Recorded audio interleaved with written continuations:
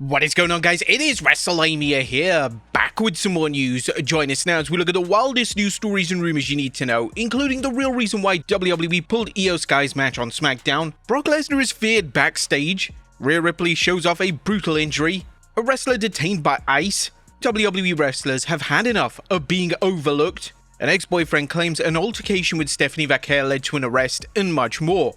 Be sure to subscribe and hit that notification bell for daily wrestling videos and follow us on Facebook for exclusive lists. Now let's see the intro and get straight into our first story.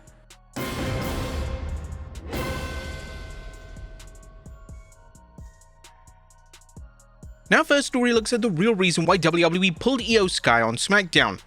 Prior to this week's episode of Smackdown, WWE officially announced the originally scheduled match between Julia and IYO SKY had been removed from the card. Instead, Rhea Ripley stepped in to face Julia. No other explanation was given on television, and that immediately raised eyebrows. So what happened? Well, according to a report from Corey Hayes of Bodyslam.net, the change wasn't random, it was strategic. The reason why is that WWE is reportedly holding off on the IYO SKY vs Julia singles match for a much bigger stage down the line. In other words, they don't want to give this away on free television. And when you look at the history here, it makes a bit of sense. Despite both women being major stars in Japan, they've never wrestled each other in a one-on-one match. They've shared the ring before in tag matches and battle royals, but never singles competition. Even during their time connected to Stardom, they never crossed paths. IYO SKY, who was then known as Io Shirai, left Stardom for WWE in 2018, while Julia didn't join Stardom until October in 2019. Their timelines simply never overlapped. Julia has publicly stated in the past that facing IYO SKY was one of her long-time dreams. That alone adds serious weight to the feud. If WWE knows this is a dream match with real history and real emotion behind it, saving it for a PLE instead of a random Smackdown definitely is a better move. We're also glad to hear that IYO SKY isn't injured or any other speculation that could have been involved with her being pulled from the match. Next up, Brock Lesnar is feared backstage. Matt Riddle is looking back at the 2022 Royal Rumble, and he's not holding back when it comes to Brock Lesnar. Speaking on Rewind, Recap, Relive, Riddle claimed that there's always been a certain level of fear surrounding Lesnar backstage. And according to him, things got tense during the final production meeting for the 2022 Rumble. This was the meeting where the closing stretch of the match was being mapped out. The final 5 or 6 competitors were going over the finishing sequence when, as Riddle tells it, Brock Lesnar walked into the room visibly frustrated.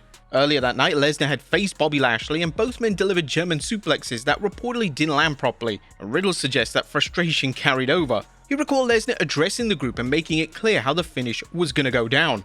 And now, according to Riddle, the bigger issue wasn't necessarily the introduction itself, it was the atmosphere in the room. He claimed that Lesnar's presence creates an environment where very few people are willing to speak up. We're at the end of the Rumble, it's like the last 5 or 6 of us calm spots, whatever, and Brock comes in.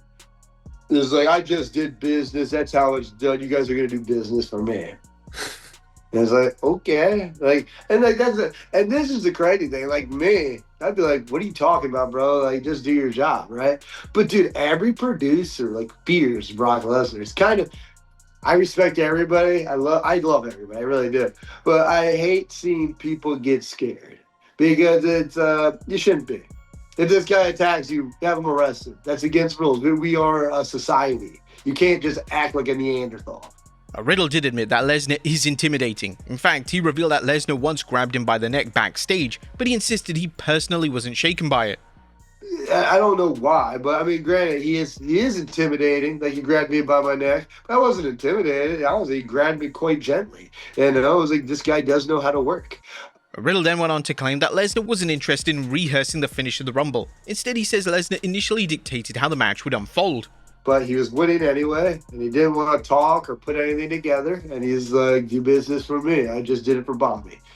And I was like, okay, well, you'll probably... I think with Randy, he's like, I'll clothesline you. I think everybody else, it was like, I might belly to belly you over the top, I might F5 you out of the ring, whatever. But we were all getting thrown out by Brock. And that's exactly how it played out. Lesnar stormed through the final stretch, eliminating the remaining competitors, won the Rumble, and went on to headline WrestleMania. Next up, Rhea Ripley shows off a brutal injury. Rhea Ripley issued an update after a hard-hitting match against Women's US Champion Julia on this week's Smackdown. Julia has been impressive since arriving in WWE, but this was one of the first times she's truly leaned into that aggressive edge on the main roster. And the intensity was turned all the way up, and the physical toll was very, very real. At one point during the match, Julia delivered a brutal-looking stomp directly to Ripley's head, It looked stiff in real time and fans immediately started replaying the clip all over on social media. Fast forward to the next day and Ripley took to Instagram story with a subtle update and she posted a short clip wishing Julia a happy birthday as she turned 32 yesterday, but the camera zoomed in on her eye and now she's sporting a very noticeable big black eye from the match. That just tells you how physical that match was. Despite some uneven momentum for Julia since her main roster call-up, this bout felt like a turning point. She looked completely comfortable in the ring with Rhea Ripley, clearly giving her room to shine. The heat segments built around Julia's offense had the crowd fully invested, waiting for Ripley's comeback, and that's exactly how you build a credible challenger. Matching Ripley's physicality and drawing that kind of crowd response is not easy. If you can hang with one of the most dominant women in WWE and walk away with fans buzzing about your offense, you're definitely doing something right. Next up, a wrestler detained by ICE.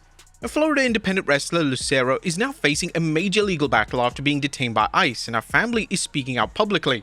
The 24-year-old, originally from Colombia, has lived in the US since she was 15, and according to attorneys, she entered the country illegally and has been part of the asylum application process alongside her family.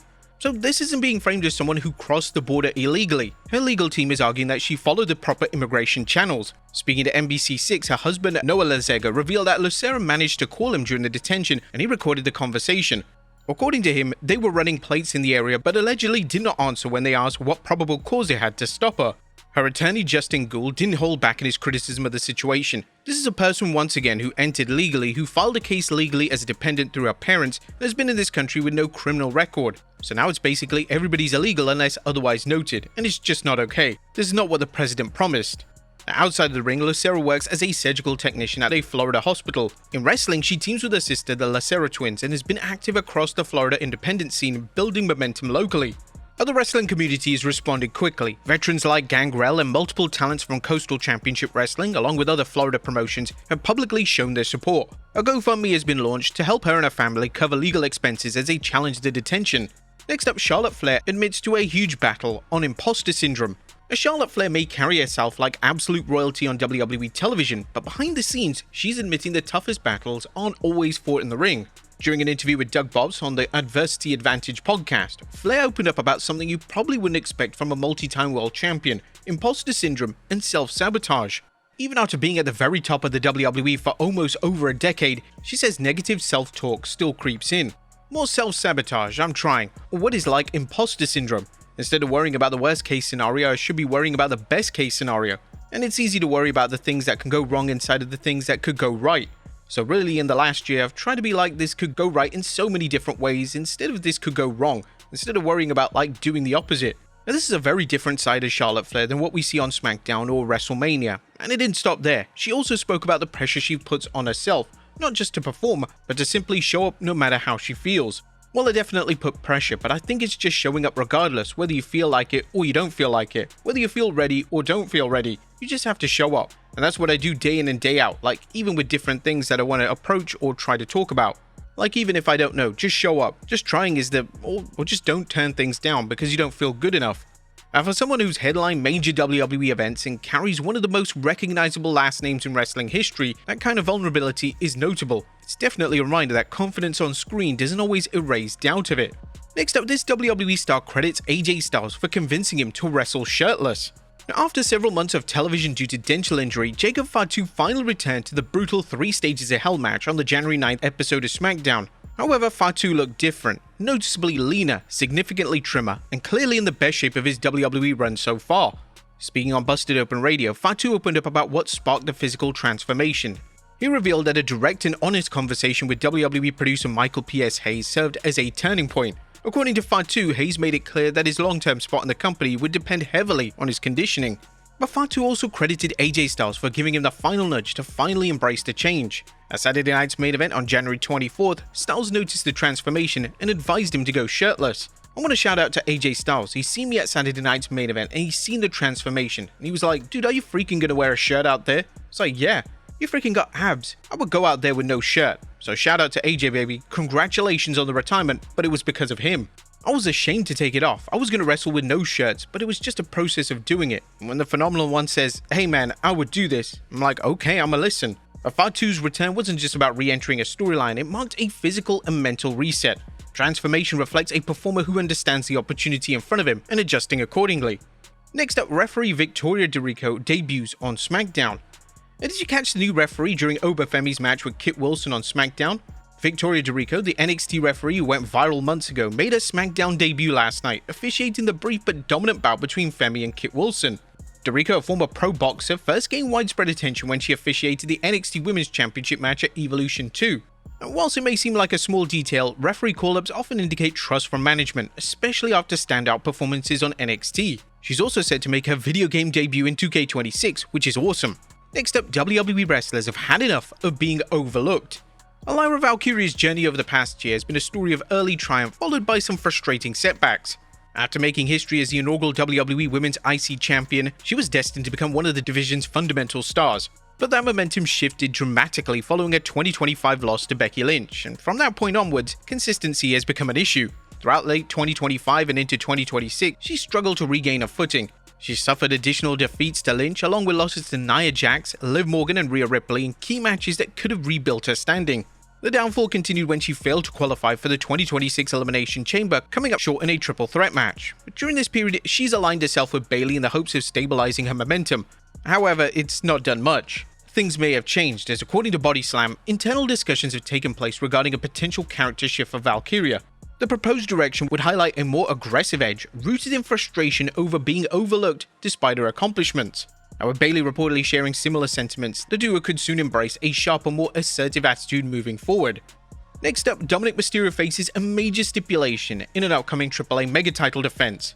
During AAA on Fox, things escalated fast surrounding Dominik's upcoming AAA Mega Championship defense. The Judgment Day member, who currently holds both the IC Championship and the AAA Mega title, officially signed a contract to defend the championship against former champion El Hijo del Vikingo at Rey de Reyes. But this is not just a normal match. Vikingo raised the stakes in a huge way, and he added the stipulation that if he wins, Dominik Mysterio must leave Mexico and AAA permanently. And on top of that, it's a no DQ match. Do you think this is the final time we'll see Dominik Mysterio in AAA? And finally, an ex-boyfriend claims an altercation with Stephanie Vaquer led to an arrest. Stephanie Vaquer's ex-boyfriend El Cutrero was incarcerated for 2 years after being arrested in Mexico City in 2023. The arrest followed a legal complaint filed by Vaquer alleging domestic violence.